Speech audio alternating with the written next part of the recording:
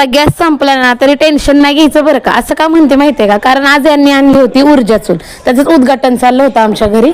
आता आम्हाला पुण्यात राहून पण आहे ना चुलीवरची चव भेटणार आहे बरं का. थोडी भारी चूल आहे नाही, ह्याच्याने धूर वगैरे काहीच होत नाही. इतकी छान. हा व्हिडिओ मी इन्स्टाला आणि युट्यूब वरती पण टाकला होता, पण खूप जणांची कमेंट आली होती की ही शेगडी तुम्ही कुठून घेतली, ही चूल कुठून घेतली.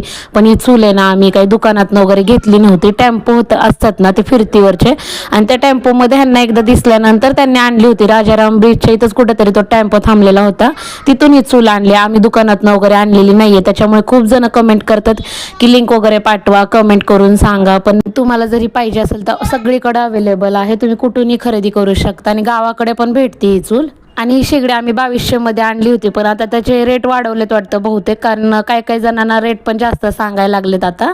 आणि आमच्या गावाकडे तर ही 1 वर्षापूर्वीच आम्ही ही शेगडी बघितली होती, तेव्हा ती 1500ला होती. पण आम्हीच इथं पुण्यामध्ये 2200ला घेतली होती, आणि त्यातनं पण ह्याचे रेट आता वाढवलेले आहे. तुम्हाला जर कुठं आम्हाला नक्की दिसलं ना तर आम्ही परत व्हिडिओ करून टाकू.